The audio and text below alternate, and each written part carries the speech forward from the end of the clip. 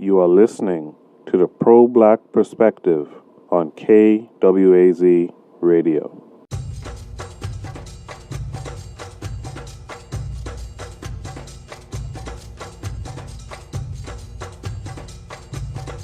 Welcome to the Pro-Black Perspective, where black problems are addressed with black solutions. Your host tonight is the author of the Pro-Black Compendium and Zuberi and the Maroons of Maa, the Pan-African Nationalist, Oni. Oni, what are we discussing tonight? Feminism. We're discussing feminism. When I was in college, believe it or not, I was in a feminist organization. I was actually a high-ranking officer in this feminist organization, right? And we heard that there was a nearby bar where a woman was raped on the campus bar. So as a response, to this situation, understanding that this bar was notorious for its lack of security for women, right? As part of this feminist organization, I and a bunch of white women, right, held placards outside saying, "This bar supports rape." You know what I'm saying? You see what I did? Now, it's a great tactic, right? Because, and it shows that you can learn from anyone, And I say this is a great tactic because it worked against Bill Cosby, right? But when the bar owner comes out, seeing a bunch of women and a black man standing outside with placards, talking about this bar supports rape, he was furious, right? Understandably, right? So he came out and he said, his bar supports women's safety, but it's dark, right? And they can't watch everyone. They can't watch every woman. And me, I was in college, so I wasn't even young. I wasn't even old enough to go to the bar yet, so I didn't even know what he was saying. But I wasn't even going to say anything regardless because, like I said, I was confused. I was in this feminist organization. It was a white woman's feminist organization. The only black man. And I was sitting there, going along with it, right? So I'm there, and this white boy is talking about, oh well, it's dark, blah blah, and I'm like, obviously it's just a bunch of excuses, right? So the feminist spoke. I didn't speak, right? Because again, I'm in a feminist organization. I'm a dude. Why should a man speak? That's what they were telling me. You get what I'm saying? So I let. So they spoke, right? And they said, well, bar security was lax, right? So they're holding up their signs. Case closed. Of course, the bar owner, a white boy, right? He was like, why don't you advocate for women, bringing women, and looking out for each other? How about that, right? And the feminists were like, well, women shouldn't have to, and we should feel safe anywhere, right? And the white boy said, they should, but, so should I when I go out to my car at night, but that doesn't mean I'm not going to carry a weapon, right? And this white women just said, let's ignore him, right? But that's when it dawned on me, right? That these women were idiots. You see? And of course, I was the bigger fool because I'm in the group with these idiots, right? So now it's fair to say that the solution of women looking out for women, right, isn't a reality. Okay? It's not as smart as it sounds. Because again, once I was once I was in my suite, in college again, this is after this whole feminist organization stuff, right? And I'm in a suite, and this sister comes in, right? And she's really wasted, but she comes along with another wasted white girl, right? But the sister, she's gorgeous, okay? Sister is gorgeous, right? And the white girl knew this, okay? So the white girl and the sister are come into our suite, right? And the white girl, sees a brother. A brother's in my suite, right? It's just me, him, and these 2 white boys, right? And she sees the brother looking at this sister like, oh my gosh, she is fine, right? And the sister, it seems a little uncomfortable, kinda, but also she might be a little flirtatious. Who knows, right? I mean, the point though is that this white girl sees this, right? And she abandons the sister. She says, will you guys watch this girl while I just step out, wink wink, right? So it was surreal, because I'm confused. I'm like, what's going on? Because to me it's like this white girl's supposed to be watching out for this sister, right? Just like the sister's supposed to be watching out for this white girl. That's me in my confused mentality, right? But she done left this sister with a bunch of strangers. Okay? Now the brother wanted to take advantage of this, right? So the brother took the sister into his bedroom, right? And I was still confused. I was like, okay, I'm getting uncomfortable, right? But I needed some clarity. And these white boys who were there, they looked at each other and said he was going to rape her, right? They said the brother is going to rape the white girl. So then finally I was like, okay, I get what's going on now. Clarity established, right? So I stood up and I went to, where the brother was, right? He didn't do nothing yet, right? And I confronted him. I said, look, brother, you can't do anything. You can't do anything. And of course he's all telling me, well, you always joking all the time. Why are you so serious suddenly? I said, look, brother, and I know this not gonna end well for you. You understand? This not gonna end well for you. It's not gonna end well for her. It's not what she deserves. Don't do it, brother. He's all, well, I can get this girl, whether she drunk or she not. I'm like, so then do it when she's not drunk. It's not that complicated. But don't throw away your life, and don't mess up hers. And so he let the woman go, right? But I realized, right, that this white girl and these white folk wanted that black girl to get raped, right? And the brother to get in trouble for rape. And y'all already know what kind of trouble all of us would have gotten into, myself included, because these white folk were manipulating the situation for us to hate each other. You understand? Because I had to pick a side. You get what I'm saying? Because these white boys would have stood behind the brother, or they might have turned on him. You understand? They might have split. And the white girl, right, who was the real villain in this situation, she wasn't culpable at all. She could just say, oh, I just walked out. I just stepped out. You understand? But the brother, he would have been in trouble for rape. The sister would have been traumatized with rape. And these white folk wanted that to happen. You see what I'm saying? But I'm going to go back to the bar owner. The white boy made the argument as the owner of the bar. He doesn't care about women's safety. And I gotta, and I'm going to talk more on that later. But listen to this. The real thing is that if you're with white people, whether you're white or black, you're not safe. And it's not because of white power. Even though that's part of it, but that's not the full story. The lack of safety is due to whitey's lack of sanity. See, he doesn't think like you. He doesn't act like you. He's a savage hiding in plain sight. You see, white people wake up every morning and say, thank you, ancestors, for the work you've done for keeping black people unaware of who I am. I'm going to repeat that. White people wake up every morning and say, thank you, ancestors, for the work you've done for keeping black people unaware of who I am.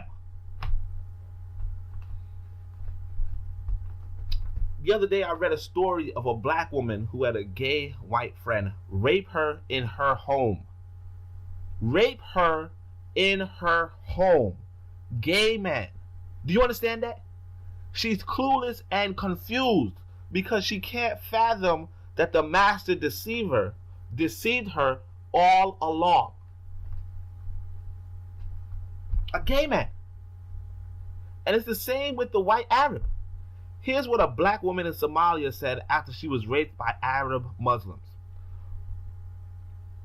I've had some very bad dreams about these men. I don't know what religion they are. What rock was she under? What rock was she under? Somalia must have a giant rock hanging overhead because Muslims have been raping black women from the moment they laid eyes on them. Christians have been raping black women from the moment they've laid eyes on them. These cultures do not and never respected their women as anything more than objects for sex, but somehow black folk can't see that white people will rape them at a moment's notice. And not just for women, men too.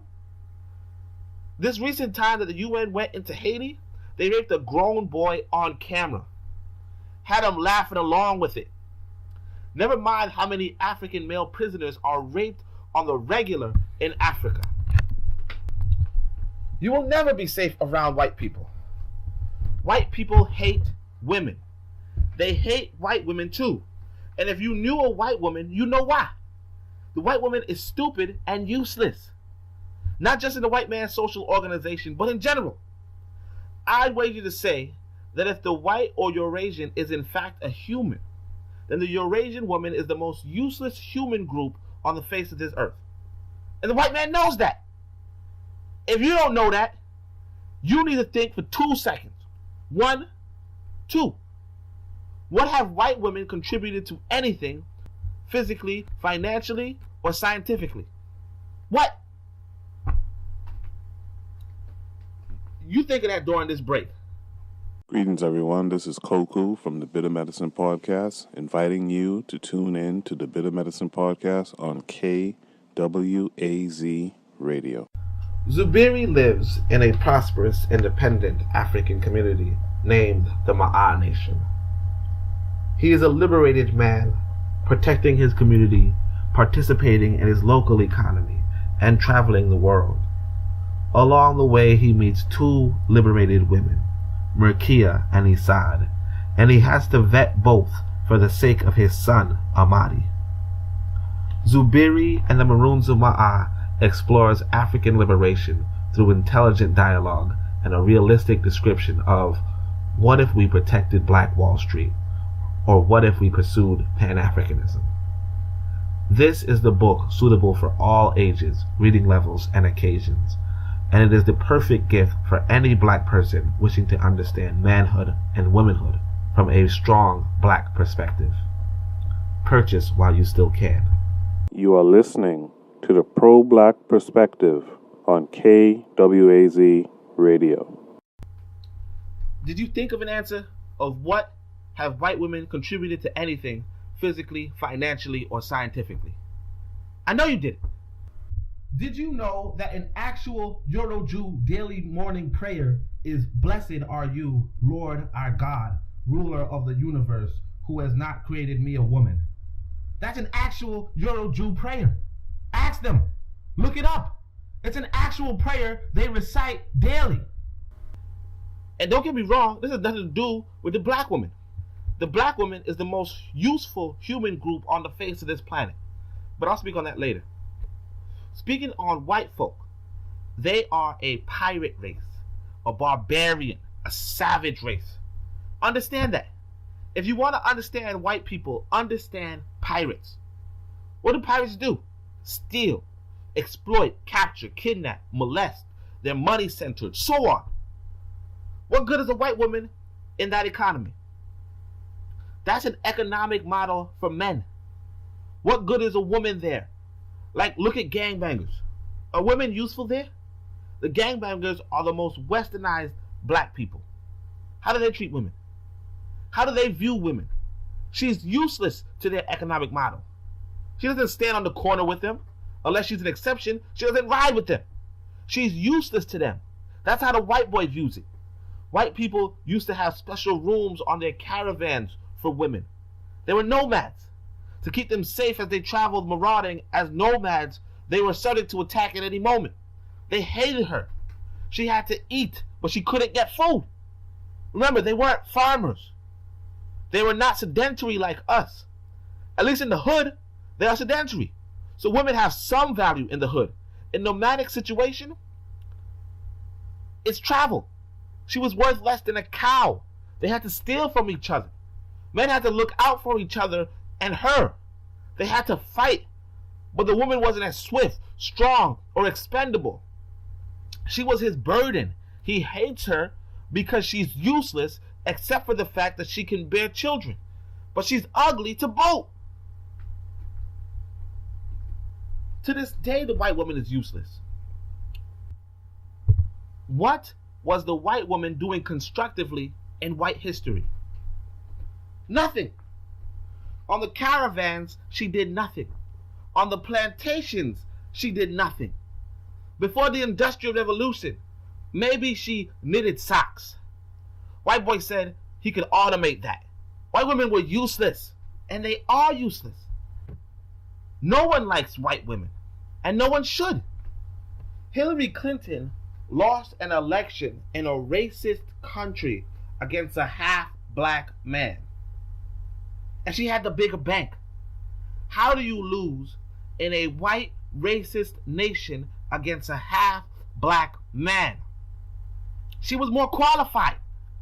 She then ran against a failed real estate reality TV star. She had twice his bank. She lost again because of other white women.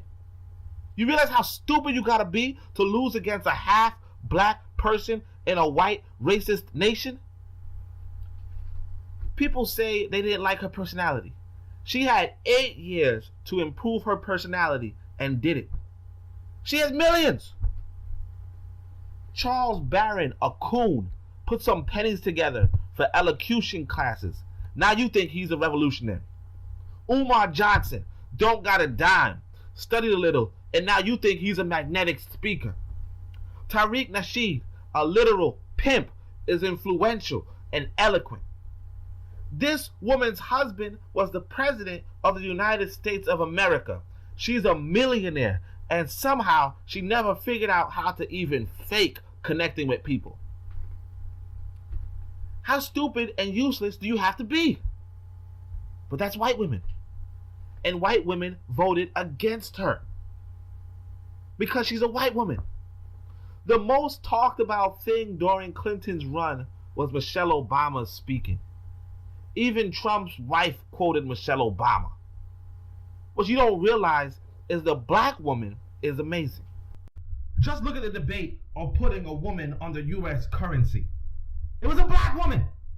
How did the white people skip over every white woman in the world? Black women are amazing. Black social organization isn't white social organization. We're sedentary and they are nomadic. We are agrarian and they are parasitical. And the African model, the black man says, black woman, can you be the ultimate political authority? Black woman, can you organize our local economies? Black woman, can you pass down our cultural values? Black woman, can you be my eternal partner? What's the white boy say? I'll handle everything. You go to your room. White people would say, I heard Jill got hit by a car. Strange, someone would drive into a kitchen. White men hate white women for good reason. And just to give the full story, white women hate white men too. White women and white men are horrible beings, point blank. But you have to understand why the white woman rallies for feminism. It's not what you think. Feminism has its historical roots in ancient Greece. The cult of Osiris, the cult of Heru. Basically, African worship in ancient Greece led to feminism. Do you understand that? Put the picture together. The black man respects and adores the black woman. The black woman is instrumental to black society, black politics, culture, economics, and ethics. Ma'at, a black woman, is at the center of black ethics. The most celebrated black person of all time is Nefertari, a black woman. So these useless white women who are disrespected, spit upon, useless to white society, they say, I want what the black woman has. And therein, feminism comes about. In America, feminism has waves. Look at the first four. All are, again, the result of white women observing black women and saying, I want what the black woman has. She sees the black woman respected on the plantation. The black woman is useful, adored, helped. Meanwhile, this cracker is supposed to stay in her room and look shitty. Not pretty, shitty. I don't want to talk about the white boy's predatory attraction to your beautiful ancestors, male and female. But understand, the white woman was jealous. She's always jealous. You know what you call women's fashion today? High heels, dresses, stockings. That's what white men used to wear. White men were so unattracted to white women. White women began dressing like men to attract them. And you call it women's fashion. But back on the plantation, jealousy of the black woman was first wave feminism. Now some would say first wave was suffragettes. But again, remember, early feminism in America correlated with the abolitionist movement. Why? Because black women, again, were the focus. Second wave feminism. When was that? Followed the civil rights movement. Pay attention. Third wave feminism. What's the theme? Diversity. That just means black women. Pay attention. Understand, these white women saw black women doing something, then said, I can do something too. But they decided to put themselves in front of the black women they were looking to imitate. White arrogance. Fourth wave, by the way, starts in 2008, Obama's era. Obama. After they rejected Hillary, and I say that because when I was in college, the feminists voted for Obama. And I was in their group, so I'm not telling you what I think. I'm telling you what I know. But again, review the times of these. First, correlated with abolitionists. Second, correlated with civil rights. Third, correlated with diversity. Fourth, correlated with Obama. What does that tell you? These white women are saying, I want what the black woman has, but she has you thinking you should want what she has. Y'all thought the white man was a good deceiver. But listen to this next level white woman. She's gonna follow behind you and have you thinking she's leading. You think about that. We go into a station break. Greetings, everyone. This is Koku from the Bitter Medicine Podcast, inviting you to tune in to the Bitter Medicine Podcast on KWAZ Radio. Peace seeker. If you seek to develop prosperous, independent African communities at home and abroad, the Pro-Black Compendium should be your next purchase. No other book offers as complete a study on you. Your ancestors urged you to know yourself. The Pro-Black Compendium informs you on you, your ancestors' enemies, your enemies, and what you can do today to live free. Purchase today while you still can. You are listening to the Pro-Black Perspective on KWAZ Radio. This is why black feminism is a stupid white woman's distraction to a white way of life. To go for black feminism, you either have to be a stupid white woman or think that you're a stupid white woman. Because black people do not hate black women. Now don't take offense. Think. The black gangbanger thinks he's a stupid white man. He thinks he's Scarface. You know it, and I know it. He thinks he's some idiot crackers. They say, I'm gangster. based off of the gangsterisms of stupid white people. You think you Gloria Steinem, an idiot. You have problems because you are in a white social organization where white people are despicable and you imitate them. Black feminism is an imitation of the imitator. White people will never respect white women. Never. Feminism, like all leftist ideas, will never work for white people. Why would the white man, with his rich history of exclusion and hierarchy, why would he give that up to a powerless group of women who do nothing for him? Nothing. Ask yourself what she has done. What has she done for this white man?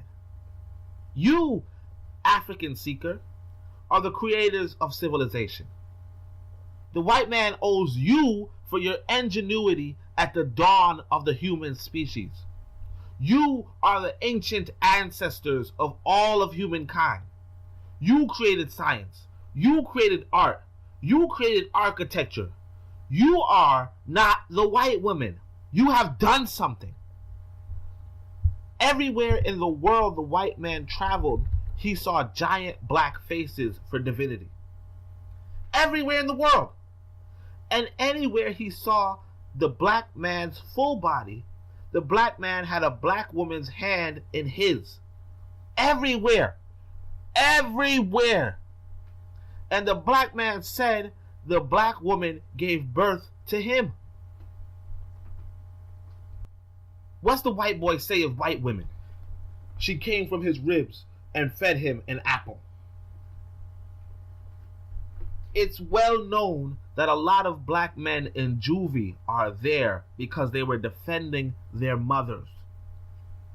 The black man's love for his mother is eternal. Meanwhile, I've seen white toddlers disrespect their mothers. The dumbest thing about white women is they keep giving birth to white men. They keep laying with white men. They keep living with white men. They are keeping white men alive. Absolute idiots. Stop making alliances with idiots. Follow geniuses, not fools.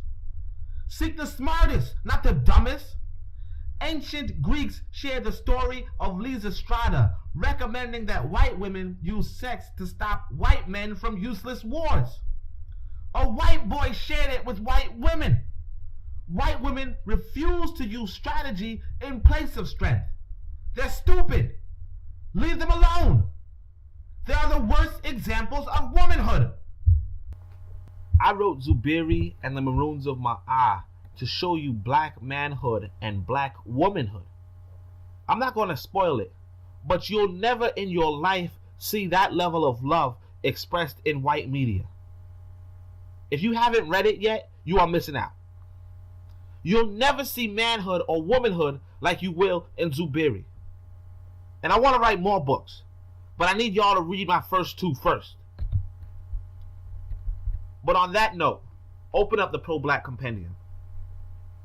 What do you see on page 137? Nani, Iluka, and Zinga on page 139. More in between. These are African warrior queen mothers.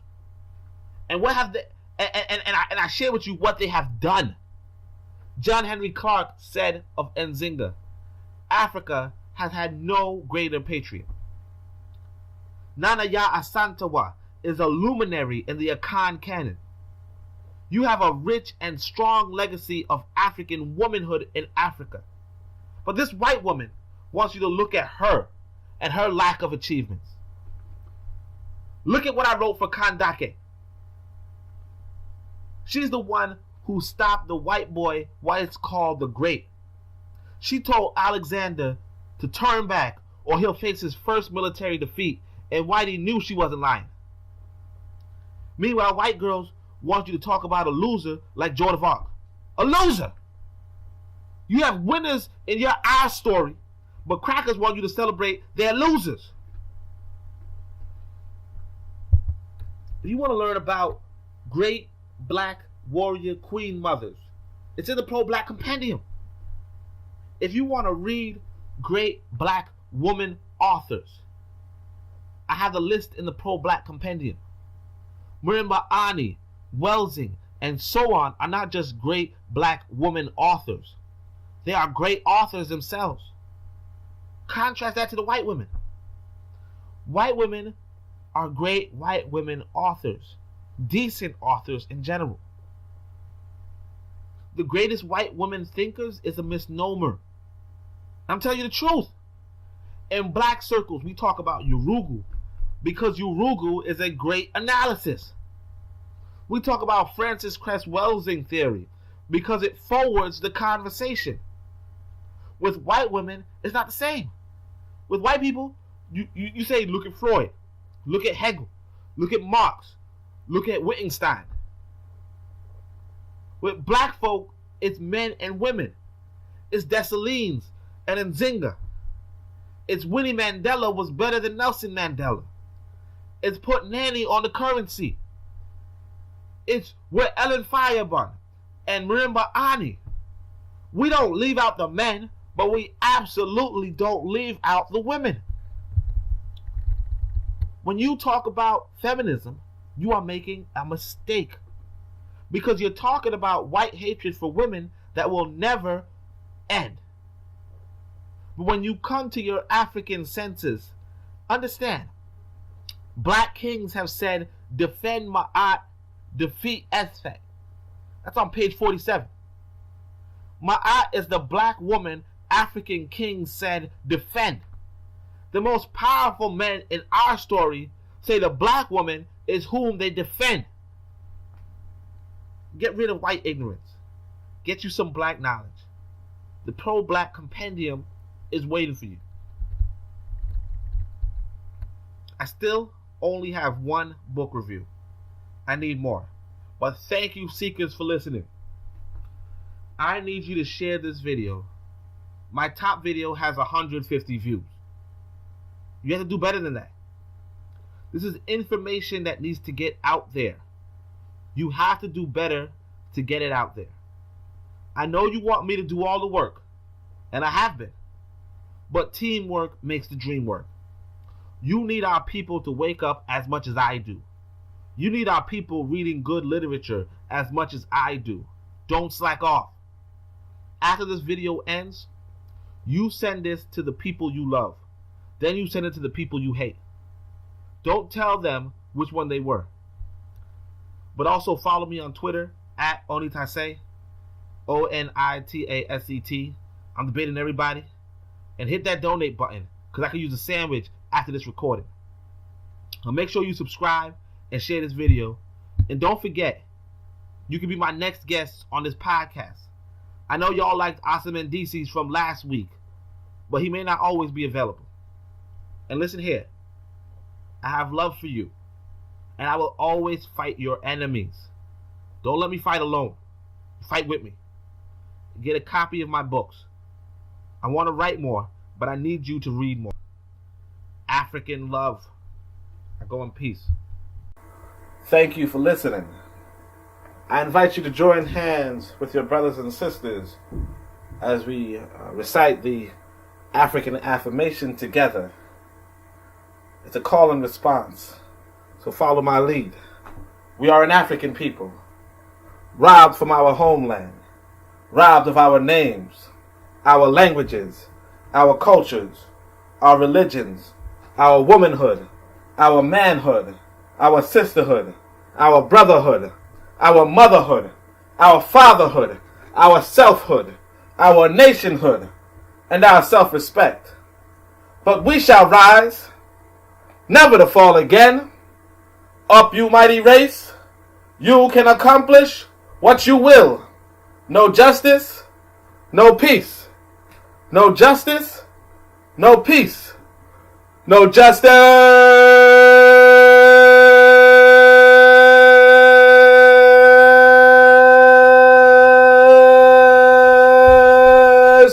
no peace.